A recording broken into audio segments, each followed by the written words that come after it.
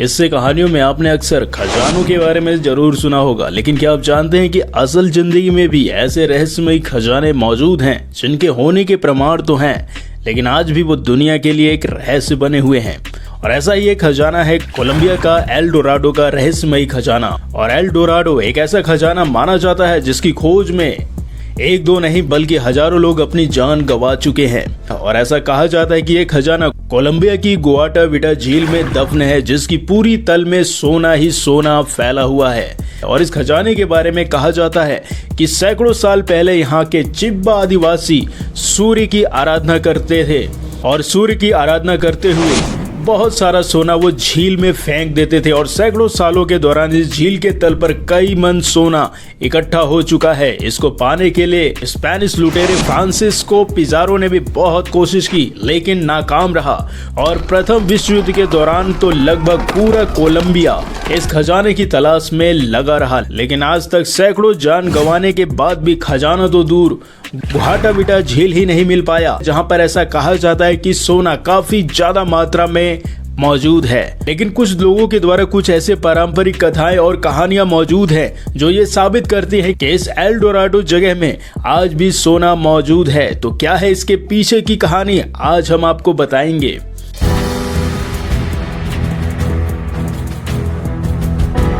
तो कहानी की जो शुरुआत है वो साल 1530 के आसपास होती है। और ऐसा कहा जाता है कि मुएस्का जनजाति में एक अजीब सा रिवाज होता है। ऐसा कहा जाता है कि वहां का जो राजा नियुक्त होता है उससे पहले एक धार्मिक अनुष्ठान किया जाता है, जिसके तहत एक जिंदा आदमी को सोने की चीजों से भरे गट्ठर के साथ पवित्र माने जाने वाली गुआटाविटा झील में फेंक दिया जाता था। और ऐसा कहा जाता है कि वो पूरा क्षेत्र सोने के खदानों से भरा पड़ा था और यही कारण है कि इस तरह के अनुष्ठानों में सोने का भरपूर इस्तेमाल किया जाता था। और ये पूरी प्रक्रिया इस तरह होती थी कि जनजाति के सभी लोग झील के किनारे जमा होते थे और झील पर सैर के लिए बनाए जाने वाले गट्ठर पर सोना बिछा होता था। जिस व्यक्ति पर धार्मिक कार्य किया जाना होता था उसे पूरी तरीके से नग्न कर सोने से लाद दिया जाता था और इससे पहले उसके शरीर के बालों को भी नोच दिया जाता था।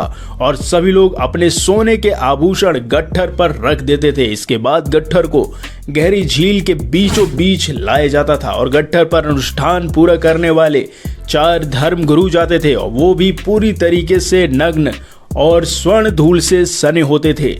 उधर झील के किनारे बैठे पुरुष, महिलाएं और बच्चे अंगीठियां जलाते थे ताकि धुएं से सूर्य की रोशनी कम हो जाए।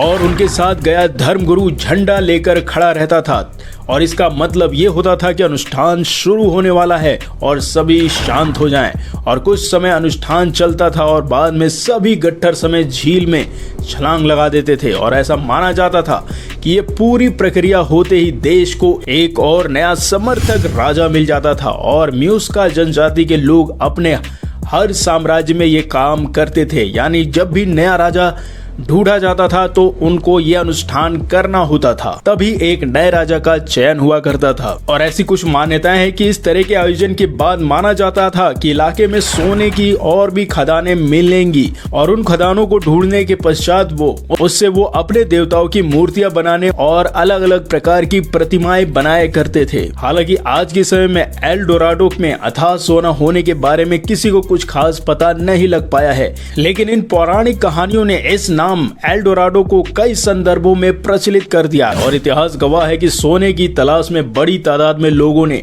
सोने के इस शहर का पता लगाने के लिए कई सारे अभियान चलाए, लेकिन अधिकतर लोगों ने खजाने की खोज में अपनी जान ही गंवाई है। और इस स्थान के कुछ क्षेत्रों में फूल्स गोल्ड यानी पैराइट को ही असली सोना मानकर छले गए।